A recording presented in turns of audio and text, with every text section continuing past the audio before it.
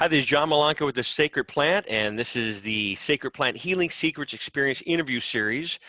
Today we are here with Shannan Ajluni.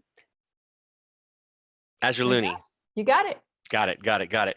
Mother, wife, patient, survivor, and advocate.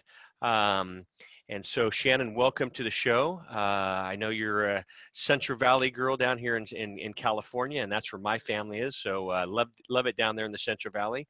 But can you share about your life and your family? This is a family affair that has to do with the Sacred Plant. So you're on. Absolutely. My name is Shannan. I am 41 years old. Shh, don't tell anybody I said that. I'm married to David, and I have 4 beautiful kids. My daughter is Pamela. She's 21.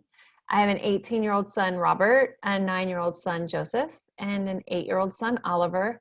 And I have a 3-year-old grandbaby. So, wow, a 41-year-old grandma. Yeah, I'm a nana. I'm too young to be a grandma. I'm a nana. Okay. Yeah, my daughter blessed us with that. She had him, my grandson, 2 weeks after my breast cancer diagnosis. Well, and so can you share about your breast cancer diagnosis, one, and was cannabis part of your lifestyle? Did you even look into medical cannabis? Actually, by the time I was diagnosed, we had been a medical cannabis family for about 3 months. Okay. Which sounds weird, but to say that I'm a survivor, I'm a breast cancer survivor, but I'm also the mom of a cancer child. My son Oliver has terminal cancer. It's a really rare cancer. And at that point, he was in remission, but was still having a lot of issues with seizures and pain and anxiety and so on and so forth that goes on with having been on chemo since he was 18 months old. Wow. He was 4 at the time. And the seizures were out of this world. So he had a particularly ugly seizure storm, is what we called it, at church on Sunday at the end of July, and actually went into respiratory arrest.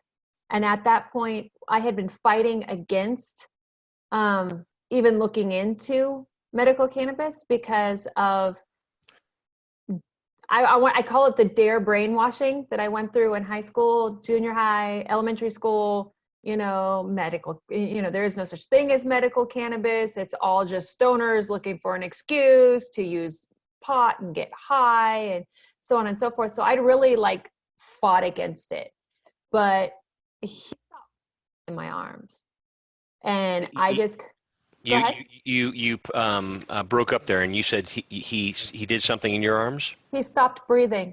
Wow. And this is all in church? This was in church. Wow. And so here I'm thinking I'm going to be smooth and just stand up and walk out of church. And I apparently flew like a bat out of hell and got an ambulance called, rescue breathing. His seizure calmed down, but I just know I'm done. And so when he was released from the hospital, I started looking. I had been looking into it for the 3 days he was in hospital. But when he was released, I don't even think I asked my husband's permission. I just said, I'm doing this. And he said, if it helps, it helps. And so you originally looked at medical cannabis for Ollie. For all these seizures conditions, not the cancer. Nope. And so did it help with the seizures right away, or did you have to find that sweet spot? Well, Ollie had been having 15 to 30 seizures a day. Up until that point, and we gave him his first dose of medical cannabis at 8 p.m. on August 18th, 2014, and he didn't have another seizure for 1 year, 8 months, and 12 days. Wow. He started walking and was talking and learned to use the restroom on his own and dress himself, and basically became a spunky kid where he'd just been a zombie during that time.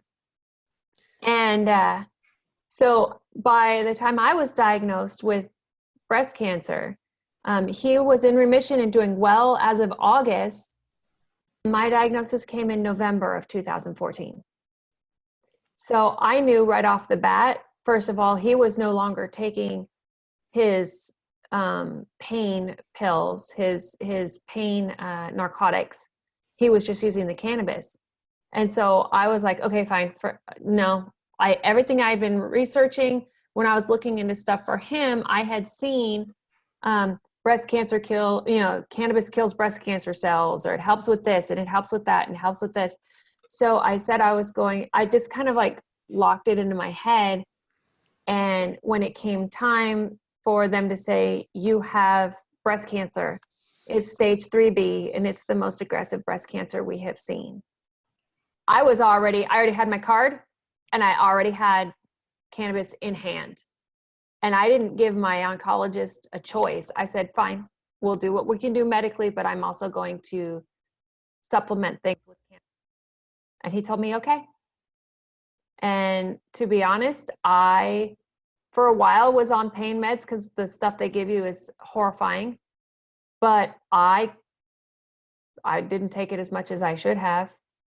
I got through chemo well. I got through the surgeries as best I can. Matter of fact, I just had surgery 2 weeks ago.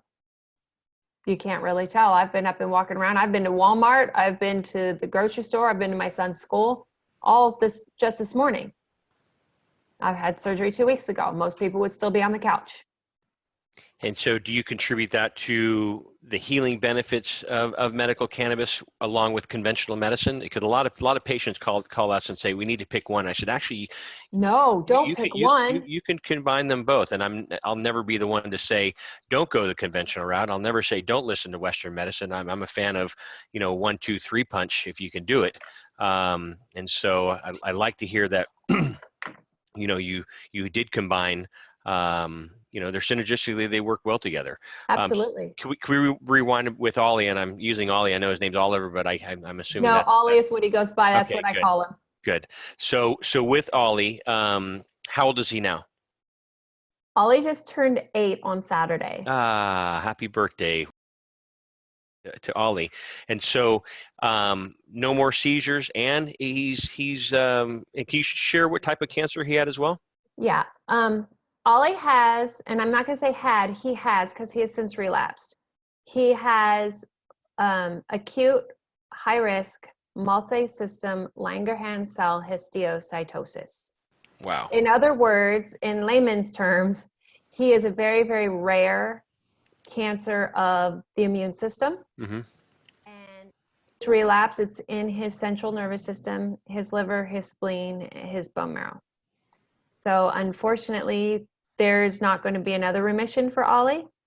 However, they told us when he relapsed that they expected him to only be a couple of months. And this was in March of 2016. This time around, with his chemo, with everything, this time around, he is doing so much better than he did when he was a baby. And I 100% attribute it to the cannabis, because that's the only difference. He's on much harsher chemos. He's on a much more rigorous schedule, and he's doing fantastic. He wasn't supposed to live to see age 2. They were surprised he saw age 4. They told us when he was 6 not to expect him to go much more than a couple of months. He's turned 8. And he's at school. Wow. He's in public school right now. That was my next question, is in what type of lifestyle is he living now? But it sounds like he's out at school and running around with other kids his age. Yeah. Matter of fact, on Saturday, he went on a motorcycle run. He led his motorcycle friends on a run down our block in his little battery-powered motorcycle. I love it. You'd never know just to glance at him that he's sick.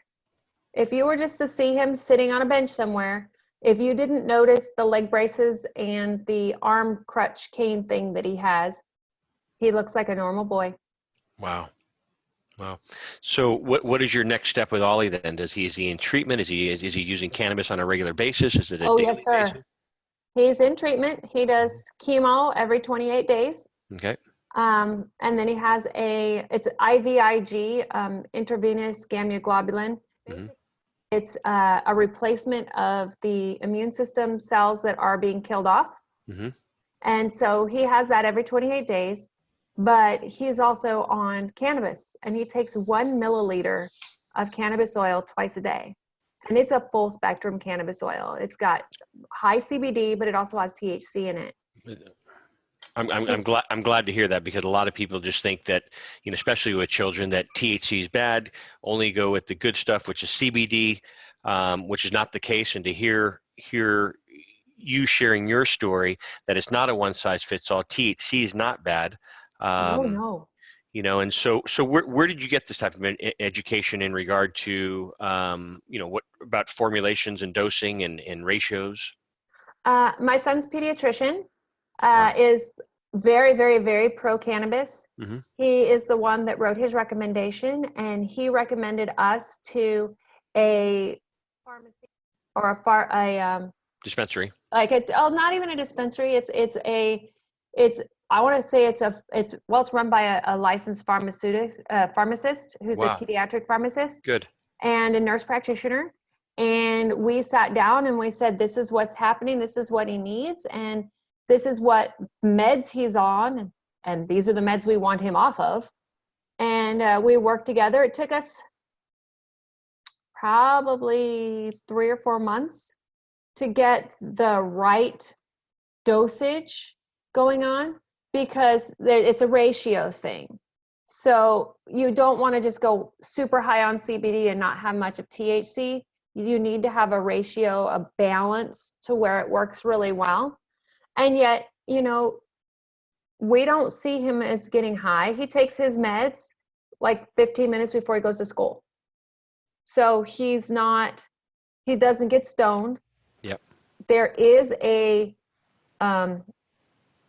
I guess you'd say it's a time where you get used to your medication, and you do that with every medication. It doesn't matter if it's cold medication, if it's pain medication, if it's seizure medication. But Ollie's gone from 5 seizure meds to 1. And with his cannabis oil, he's also no longer on any narcotic pain medication. So he's gotten a lot of these meds that are gone. He went through the entirety of the flu season and never got sick. As a cancer kid, never got sick. So, do we attribute it to cancer? To cannabis? Oh, heck yeah. Do we attribute it to good hand washing and hygiene? It kind of all goes together. But of the 4 of us in this household that are on cannabis, that use cannabis for medical reasons, he's our miracle kid. Well, I think you are as well. So I love hearing that story. So before I go on to your story as well, so Ollie originally had 15 to 30 seizures a day, tried medical cannabis, and he has not had any seizures. And so is he still clear on seizures? And it's unfortunately not. When he relapsed, when the cancer went into his central nervous system, he started seizing again. That was our indicator that something was wrong, because he had gone so long without having had seizures.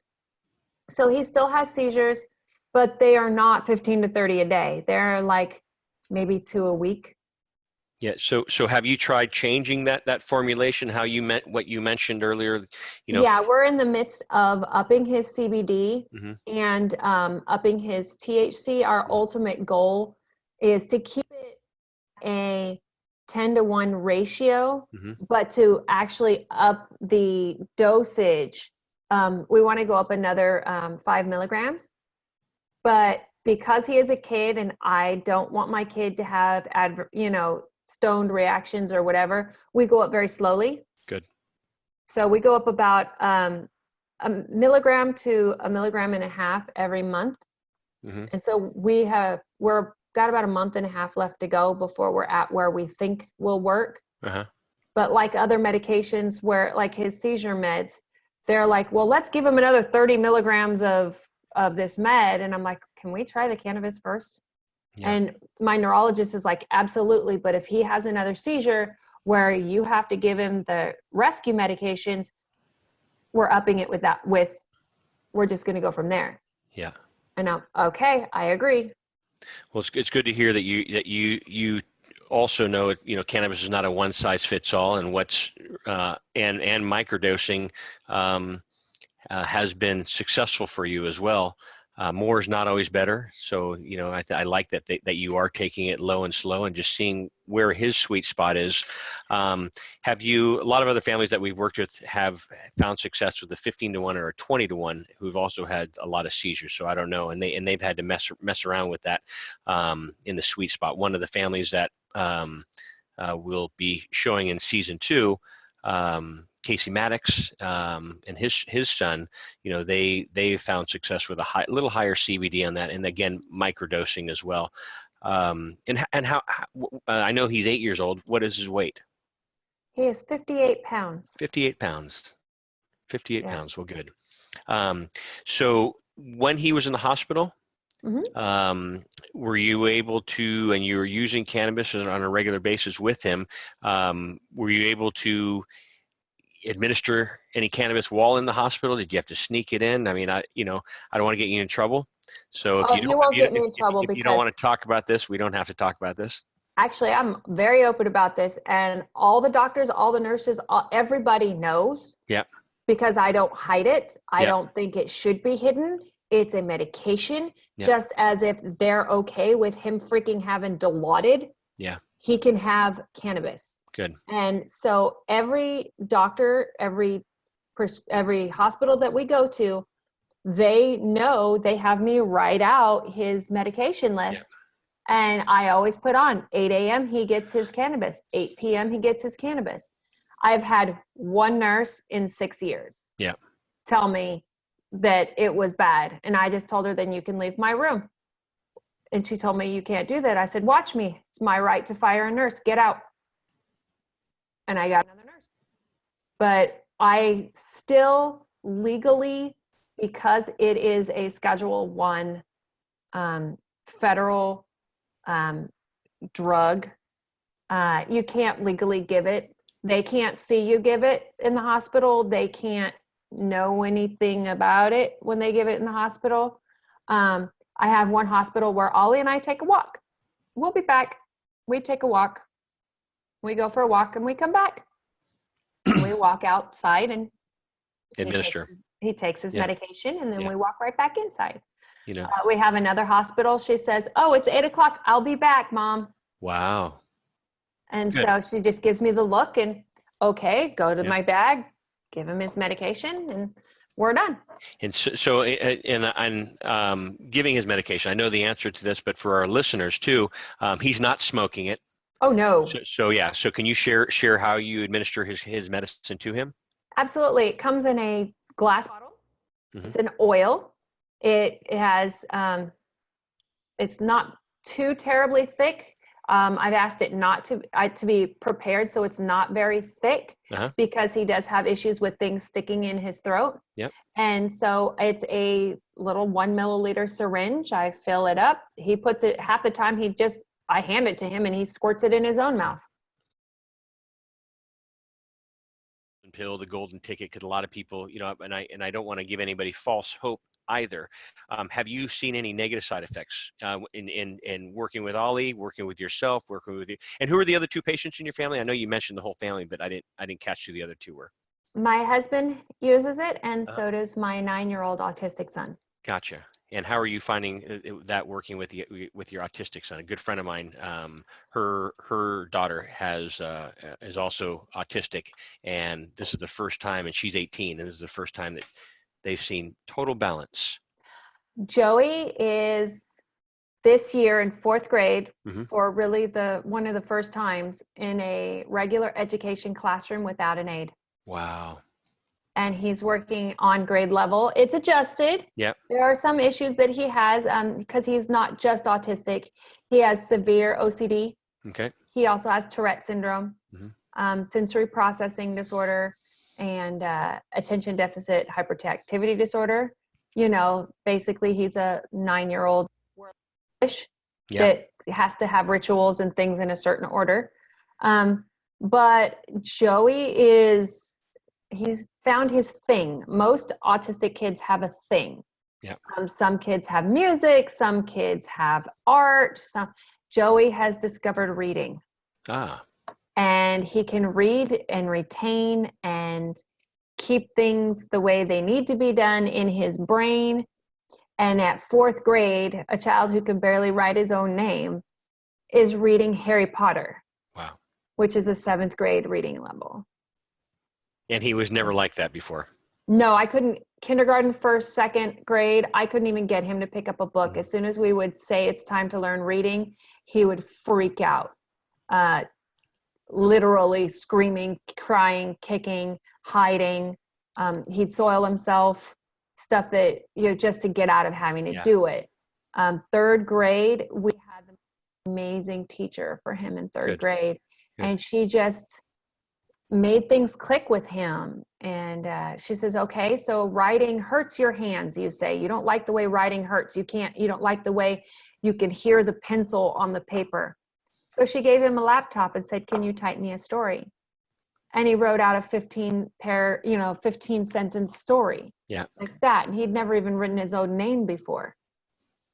So, she was amazing. She just found whatever it was in his brain and picked it out. And she also was very pro cannabis. And she asked us if he was on it. I think because they take their meds right before they go to school. Yeah. And they have what I call Jerry Garcia breath. Okay. For a little bit. And so she asked me, and absolutely, it's in his file. It's in his chart. I do not hide it. The school knows. And so both Ollie and Joey, do they go to the same school? They go to the same school. And so every morning before school, before they get on campus, they take their medicine. Because I know a lot, as you're mentioning, how you'll take a walk while you're in the hospital. Yeah. I know a lot of families and parents that will go down, pick up their child, either get in the car and drive 3 blocks away, give the medicine to their child, or take a walk and then bring them back onto campus. So with you being public about this, and I'm certain, 1 year in California, so, thank goodness, because this probably wouldn't be as accessible for you. Ollie would be dead. That's all there is to it. So on that topic here, what can you say for the families and moms out there that are experiencing this in illegal states, and they don't have an option? Their option is either do it completely silent and illegally, or obtaining in the black market, or having to tell their children, we need to keep a secret. Do not tell anybody what you're doing, and which is no fun. You already have enough pressure on you as a mom. What can you share, with some of the family members that are out there that don't have access like you do, and they live in an illegal state? First and foremost, I'm so sorry. I believe everybody should have access to this medication. Second of all, you're not alone. You're not alone. There are so many people out there that need this medication and they can't get it. Unfortunately, the only experience I have is in a legal state. So I don't know how to tell you how to obtain it, other than something that would be not an option for us either, which would be moving. There are ways, I guess, to hide it.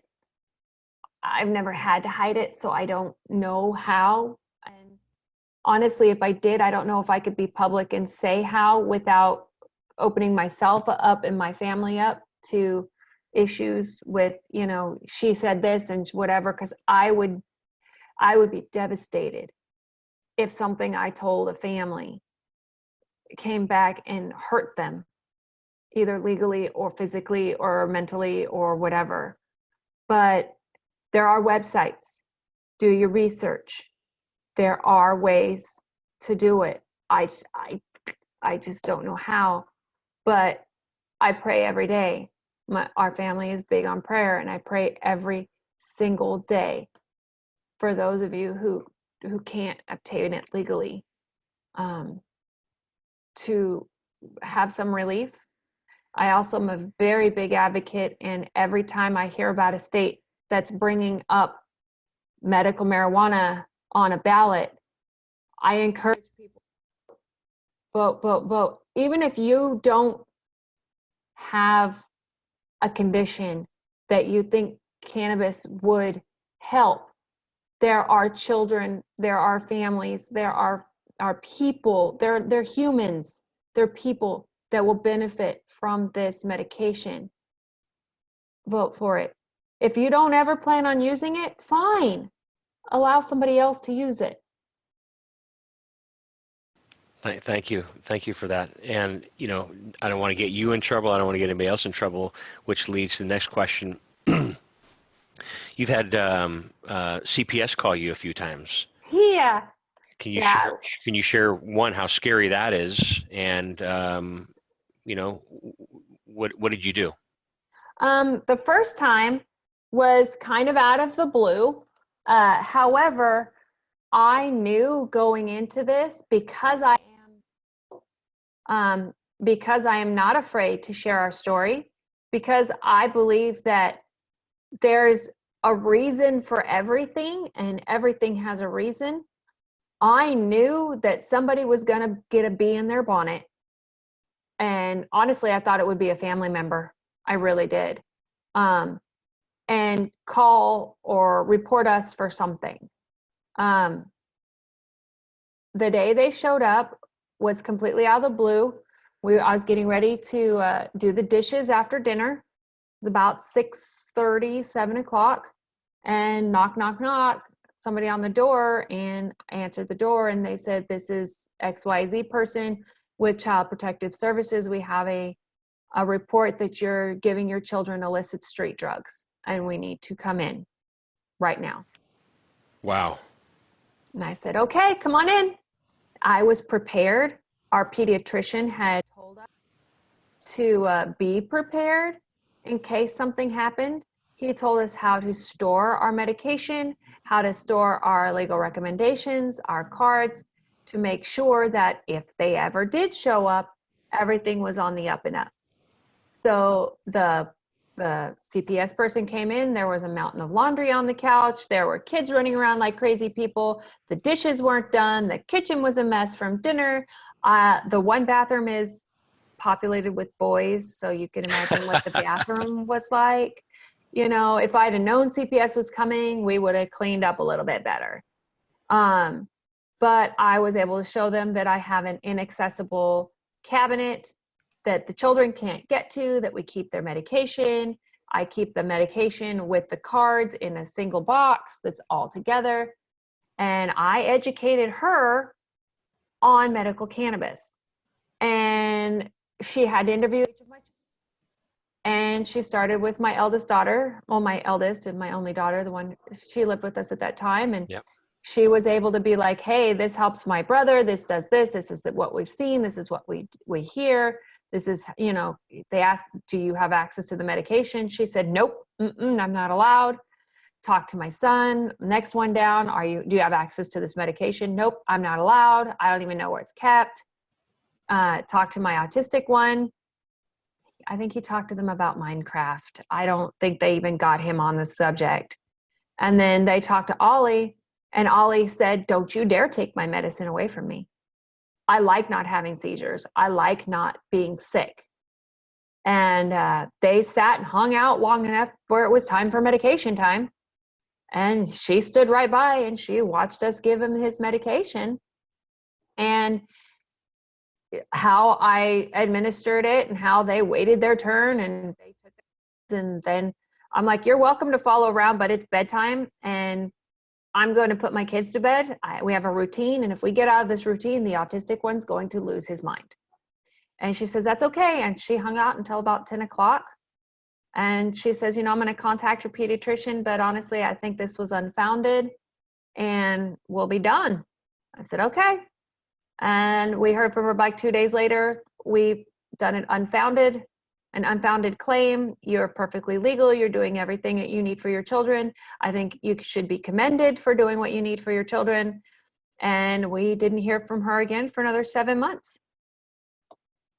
Until what? Till someone else complained again, or how did that work out? Or just a follow-up checkup with you? No, we were on our local news Oh, for medical cannabis. yeah.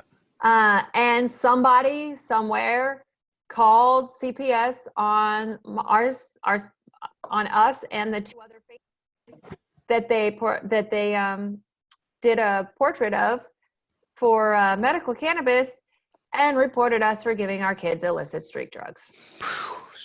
So, knock, Knock, knock, knock, knock. knock, knock. I was just going to say knock, knock, knock again. Hi, I'm back. Was it the same agent that came back? Same agent. Yeah. And She so says, was I'm she back. embarrassed? She's like, we have to investigate. I'm like, I understand. She says, you still keeping it in the cabinet? Yep. You still give it only at a certain time? Yep. You still keep it away from your other kids? Yep. I need to see it. Okay, come on in. She came in. I'm like, it's dinner time. Somebody put on an extra plate. We got another guest. I love it. And we sat, and I told her, I can't get out of our routine. You're welcome to either sit and eat dinner with us or stand on the wall. And she sat down. She didn't eat, but we had dinner and got everything done. And she's like, once again, unfounded. Well, see you later. Wow. And we didn't hear from again for another 4.5, 5 months. And then what? Knock, knock, knock again? Yes, this time we had a nurse at a hospital who was like, oh, I'm really interested. I'm interested. How does it work? How do you dose it? Does he do this? Does he do that? And I'm educating her, and she's asking really intelligent questions. Mm-hmm. And I'm like, this is this and this is that. And she kept going until it was 8:00. And at 8:00 by now, she's asked questions. I'm like, well, if you'll swing the door shut, I have to give him his medication. And she asked if she could watch. I said, okay. I dosed him. I showed her how it was dosed, how I kept it clean, how I kept it aside. She walked outside the office door, the door, and she reported me. Wow. I honestly feel like she set me up. And the social worker came in, and then the pharmacist came in, and CPS came in, and it was a different worker. But again, they're like, you can't do it in the hospital. You can't do that. Okay, fine. Goodbye. And so we didn't hear from again. After that was about a year. The last time was just a few months ago. And it was somebody that called and was suspecting that I was letting my children play with the medication. Wow. My daughter was 20 years old and babysitting. She was married and lived out of my house, but she was 20 years old, babysitting, and she gave her brothers their medication. So I guess, my child that wasn't using the medication was handling it, but she's 20 years old and married and babysitting. I was having surgery. Her own brother. Her own brother. Brothers. Yeah, her own brothers. Yeah. And so I don't know if she had mentioned, hold on, I got to give my brothers their medication or whatever. But somehow that knowledge that she was giving my kids their medicine got back to CPS, and they called us. The first time was terrifying. Yeah. I was really worried. But I held it together. The second time I was like, oh Lord. The third time I was angry. Yeah, I bet. And this last time I was positively livid. So we've dealt with just 2 agents. The first one came twice. The second one came twice. Other than that, it's not like I'm daring somebody to call CPS on us again, but we've got our ducks in a row. It's not like I have anything to hide. So is it a neighbor? Or is it a friend? I mean, who keeps on reporting you? The first one, we highly suspect it was an ex of my daughter's. Oh. The second one, they just told it was somebody who saw it on the news. Mm-hmm. The third one, I'm pretty sure it was the nurse, because she flat out said she reported me. Yeah. And then the fourth one, I have no idea. And honestly, it's none of my business. If they have that kind of time and energy to devote to somebody that's not any of their business, I feel sorry for them. Yeah. Yeah. Well, So Ollie's doing well, Joey's doing well, and Mhm. how are you doing? I'm cancer free. Good. Matter of fact, after being 3 years of completely flat, having had double mastectomies to save Yep. my life, Yep. I just recently had breast reconstruction. Okay. Matter of fact, I had my stitches out about an hour before we started this conference call. Wow. So So that, yeah, that that was a doctor's appointment you're talking about. yeah, Okay. that was my doctor's appointment. I had my stitches out. Uh-huh. And so that took a while. There was 100 stitches How to take many? out. 102. Wow. So it was lots of Yeah. stitches. Yeah. And the nurse was great. She took them out and I home and doing okay. I'm still on cannabis. From my cancer journey, I Mm-hmm. have severe nerve damage from the mastectomies Yep. and from the chemo. I have neuropathy in both legs. Mm-hmm. And so I'm no longer on Lyrica or gabapentin or even narcotic pain for the neuropathy. I microdose myself with cannabis. I don't smoke it either. Yep. We do not believe in smoking it in this house for our benefit. I know it helps other people if they smoke it. My best friend uses for her anxiety, and for her, it's faster acting in a panic attack Yep. to use it, inhaling it. Adjusting it by smoking or vaping. Yeah. However, mine is like a little mint. Yep. And that's also what my husband uses. We don't want cookies or brownies or candies or anything like that too much, because I don't want my kids to mistake it for junk food. Candy. Candy. Yeah. Our mints look like medicine. Yeah. They stink like medicine. Yeah. I don't want them to think it's candy, just like you wouldn't want, what was it? It used to be called Dimetap, the little blue, looks like M&Ms from back in the day. Yeah. My sister and I accidentally overdosed on those because we thought they were M&Ms. And I don't ever want my kids to go through that. So I keep it, medicine is medicine. Candy is candy. So I did that with St. Joseph baby aspirin, I think when I was 4, and they were orange and they tasted like orange candy. And yes, and the I remember chewable ones. the chewable ones, and I was staying at my grandparents' house down in Fresno, actually. Mm-hmm. And I think I had a fever, and my parents are out of the country, and next thing you know, my grandma came in and the bottle is empty. And so she panicked, rushed me to the hospital. They didn't have any parents' consent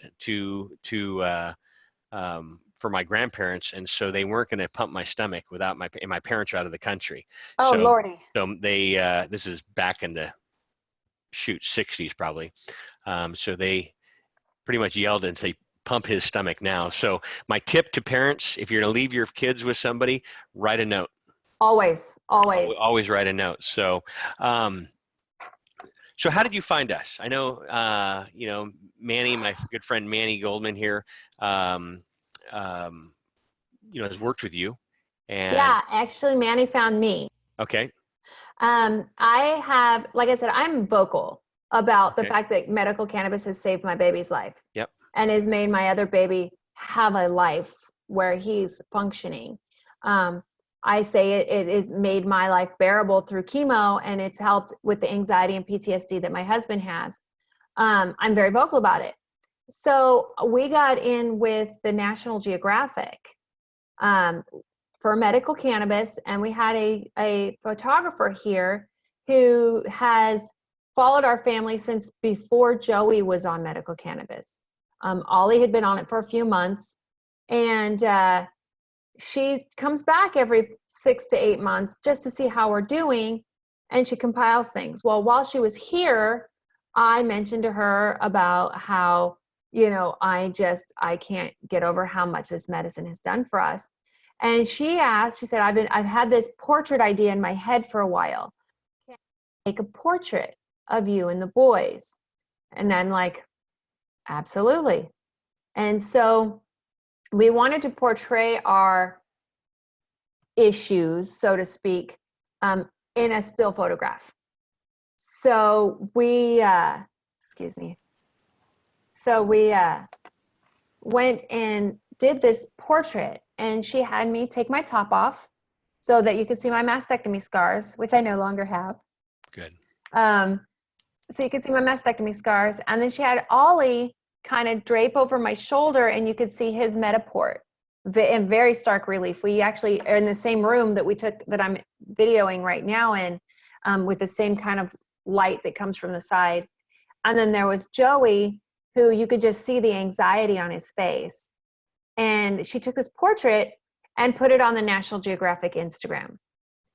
And the last time I looked, it had well over 1.4 million likes on it. It's one of the most liked portraits, pictures they have on their Instagram. Yep. It also had over 15,000 comments, 99% of which were positive. And it was fantastic. Somehow Manny saw this picture, and he got in touch with the photographer, and she called me and she says, I don't know this guy. I've never heard of this guy. He could be one of the cookies, because we've had several crazy people contact us from there as well. She said, but I told him I'd relay the information. This is the information. Do with it what you want.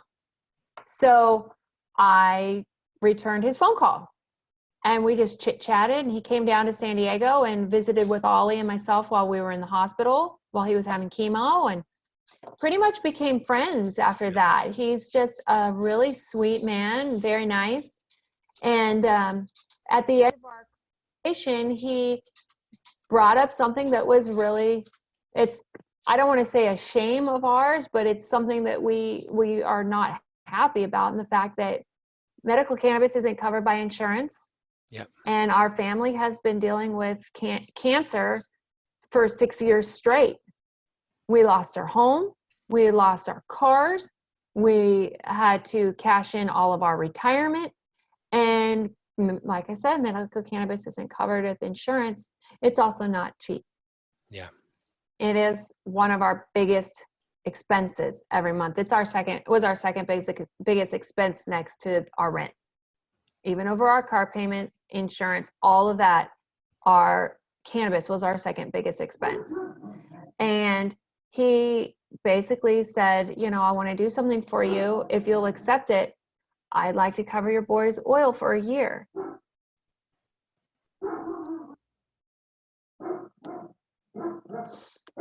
And I'm sorry, if you can hear my dog, he's going crazy out there.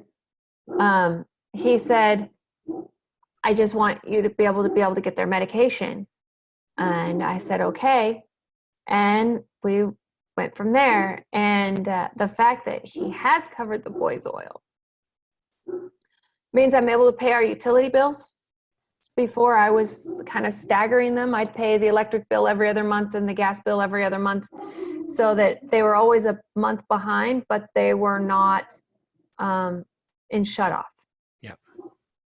This is why I signed on to this project. Corinne and I signed on to this project because of helping and giving back. We got a second chance with my father-in-law.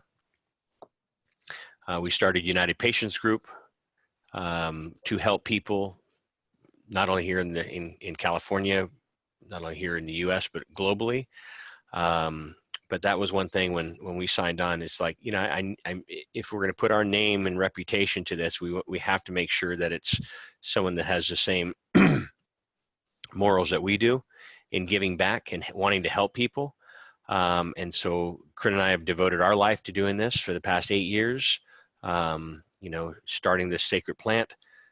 We just finished season 1. We're filming season 2, which you're part of as well. So I'm excited for our viewers to see you and your family. But it's a great community. It's a great company. And I wouldn't have signed up. Corinne and I wouldn't have signed up for this if we had any doubts whatsoever. So hearing your story is just shows you what we're doing. We are giving back. We are doing good. So we pay it forward. I know you pay it forward. Can you share some of your pay it forward type of stories? Yeah, absolutely. One thing that I have kind of done to pay it forward is every time there's a new oncology mom, Yeah. I carry in my backpack with me what I call a mom kit. Yeah. And it's something that I needed when Ollie was first diagnosed that I didn't have. And it's a couple of business cards, one for a psychologist for moms, Mm-hmm. lip gloss, because OMG. There's just something about being a mom, being able to put some lip gloss on. I call it my war paint. Yep. And you can move forward. Earplugs, because when you have to sleep in the hospital, there are sounds that you never get used to. Beeping, but is one of them. But one thing that you don't get used to is when your neighbor, the child in the next room passes away. Mm. The tears of the moms. You need to block it out so that you're able to focus on your child the next day. So there's a couple other things. It's just a gallon Ziploc bag. And there I actually have a paper that I wrote out it's a poem that I wrote. And it's basically entitled I See You. And it goes through the entire stage of what I've experienced as a cancer mom, from being absolutely shell-shocked to where I am now, kids out on the playground. I can sit back and close my eyes and just drink in the sunshine for the 5-6 minutes and breathe and get some peace. But it's a poem. I put that in there for them. So I do that. Another thing is I am part of a charity organization called Riding for a Reason. And we are a motorcycle club. Mm-hmm. And we hold events for families that have medical issues. We were actually one of their first rides a year ago. And I just love the way they run things. I love the fact that they start with no money, they end with no money. Everything goes to the family. Most everything is donated. These biker men and women have the biggest hearts. And even though I don't motorcycle, I had a stroke with my chemo, so I have next to no balance. I can't ride a motorcycle. They let me be part of their group. And I now am part of helping plan things and execute things. I talk to families.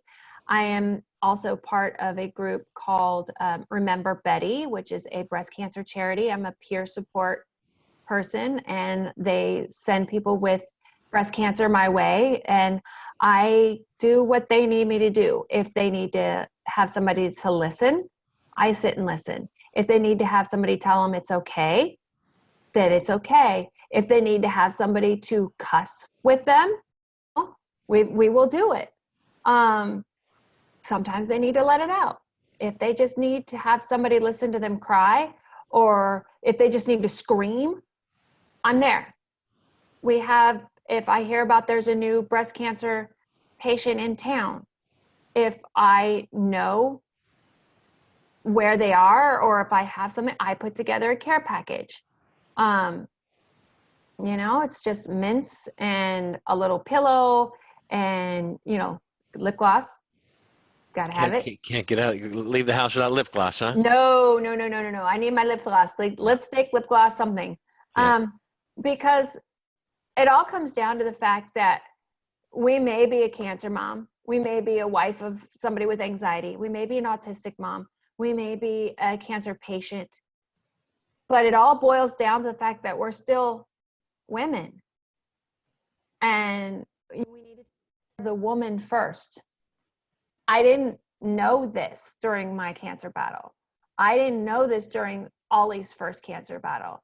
And I ran myself ragged. I tried to be super mom, super wife. I just ended up super tired. And you have to self-care. And that's another thing that Manny taught us, is he asked if I was still on cannabis. And I told him no, because my babies were worth it, and we couldn't afford for my husband and I to be on cannabis anymore.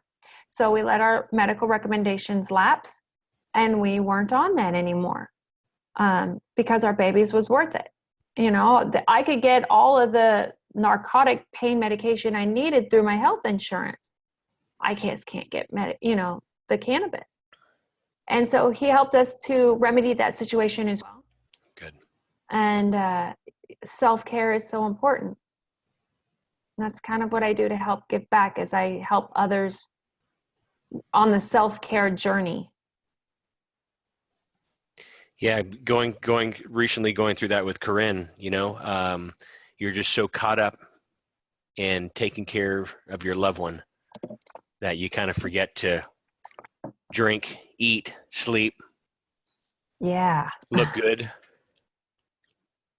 So I thank you for what you do, because it does help, and I know there's a million moms out there too that are going through the same thing that you're going through and need someone like you. And so hearing what you do, I'm certain this will be a trickle effect that a light will go on their head and say, you know what, I can do this too. So absolutely. And if anybody wants to get a hold of me and I have a one-on-one conversation, I'm available on Facebook.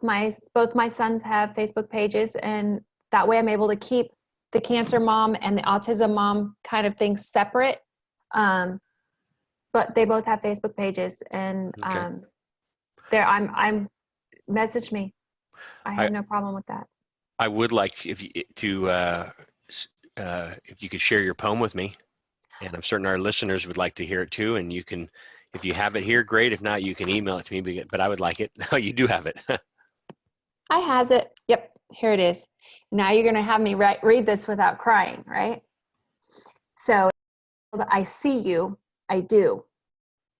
I see you sitting in the corner, hands in your lap, clutching the sheaf of printouts, legs pressed together, slightly bouncing. Watch your child playing on the playground with kids that tote IV poles, their bald heads slightly reflecting the gentle sunshine. I see you wondering how long until your precious child names an IV pump a silly name and has the same hairdo as these children. I see you glance at the others sitting on the sidelines. Your terror is written clearly on your face. I see you. I do. I see you following your precious child as they play excitedly with another, bald heads together whispering and making plans to meet in the playroom later. I see you smile indulgently while keeping your eyes simultaneously on the baby you love and the numbers on the pump, which you hate, knowing exactly how long it takes before the side effects kick in and you'll have to go back to the room where your love will fall into a restless sleep and you'll sit beside the bed. Your loneliness is written on your face. I see you. I do. I see you sitting in the sun, face turned into the glow, eyes closed, savoring the fresh air. Your fighter is one of those playing contentedly with their peers. But you've been here so long that this playground, this place, has become a second home. The strength glowing from your face is inspiring. You can relax in this moment. You know if there is any issue, your precious child will come get you. I see that you're comfortable, just listening, basking, breathing in this moment. I see you. I do. I see you sitting at the table in the corner, phone in hand, notebook in the other, talking quietly but firmly and making notes. Your masked baby in your lap plays with the tubes that run from under their soft pajamas to the constant companion of the pole. Your eyes tear up and your voice gets louder. The sadness I see on your face is heartbreaking. Your baby glances up at you and becomes concerned, patting your face. I see you hug this precious child as your tears fall in earnest. I see you. I see you playing a game on your phone. Or is it Facebook that has your attention? I know your precious child is not here on this playground. I know they cannot leave their room. But I see you've gotten a moment to yourself. I see your shoulders are bunched up and your hands are shaking. I see your eyebrows are pinched. The worry on your face is not uncommon here. You are not in that room for a reason. I see you. I do. I see you sitting just inside the doors, holding your child back, hand sanitizer in clear view, masks firmly in place. Your child wants so bad to come out here and play, but what about the germs? What if they fall? How do you keep them safe and well? Your face shows your concern. So you keep them in and tell your precious child that they cannot. I see you. I do. I see you off to the side of the playground. You're only here because they told you your child needed to get out of their room.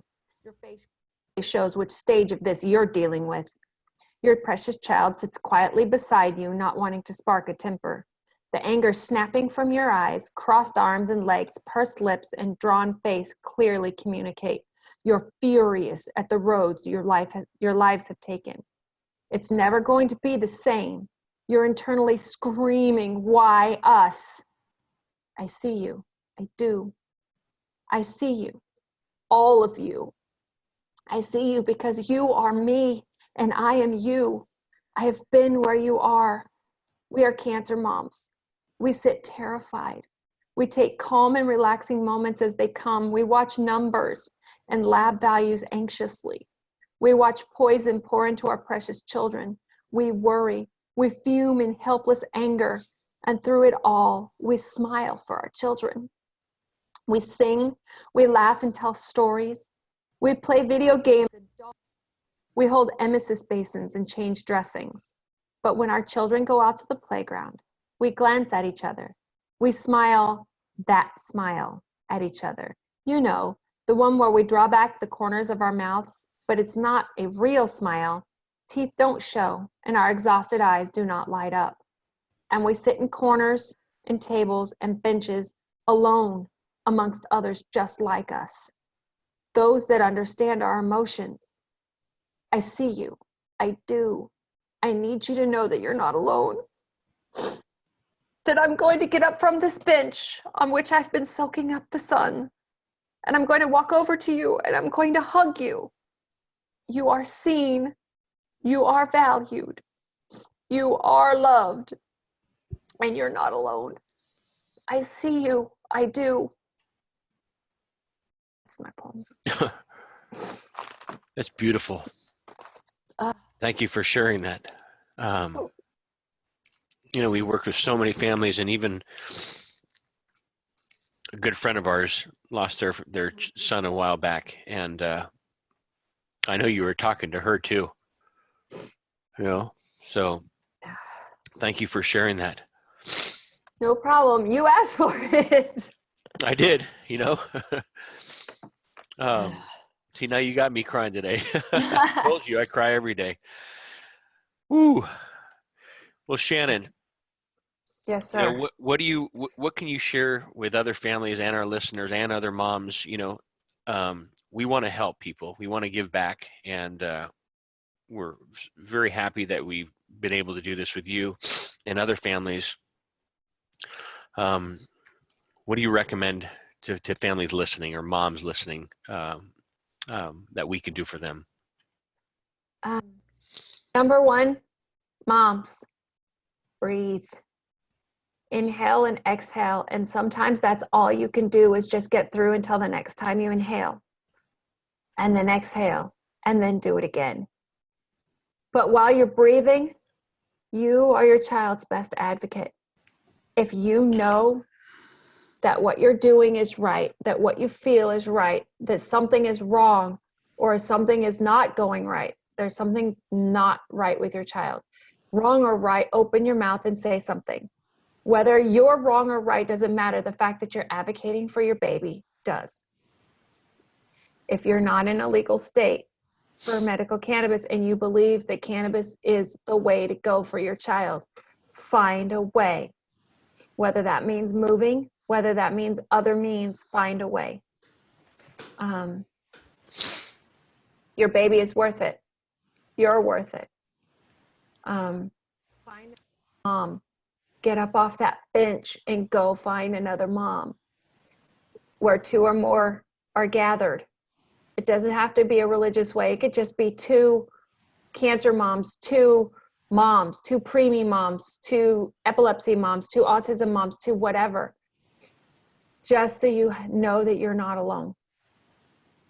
That's the biggest thing is knowing that you're not alone, because the loneliness that comes with being a special needs mom knows no bounds, and it will take you down a really dark, dark hole, and you don't need to be there. Be somebody else's light. Let them be yours, so you're not in the darkness. Anyway, Shannan, I send you and your family much love, and I can't tell you how much I enjoyed this conversation today. I look forward to meeting you face to face. Oh, that'd be great. I know you met our film team, Steve and crew, and they had some great things to say about you and your family too. So thank you for letting us share your story with our public. I usually say, do you have any closing words for our listeners? But you've done an incredible job today, and I thank you for opening up as well. You're welcome. Thank you for having me. We're here for you. And if you have any questions, I always tell people that there's no silly question. You can always ask. Bless you, bless your family, and bless your grandchild. Is it a boy or a girl? He's a boy. Boy, another boy. Of course. We're just, even the dogs are boys, dude. Yeah. Testosterone drips from the walls.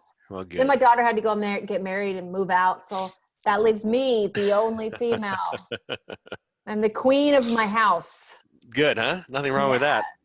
Except for the queen doesn't want to clean the bathroom. Yeah, I know, huh? That's why you need to teach them early. Yes. Young. Here's some bleach, cleaners, whatever you want to say, Yeah. Lift the toilet seat, put it down. So, anyway, blessings to you. And I thank you. This is Shannan Ajluni. There you go. Good job. Shannan Ajluni. This is John Malanka with the Sacred Plant Healing Secrets Experience interview series. And Shannan, thank you for sharing your story. I'm excited for season 2, the Sacred Plant to be launched in coming months. And I know you're going to help a lot of people sharing your story as well. So always glad to do so. Thank you so much for having me. Yep. And enjoy the Central Valley. Yeah, it's getting hot. And I know it gets hot down there. So thanks again, huh? All right. Thank you. Bless you and everybody listening as well. And have a blessed day, and we'll see you soon.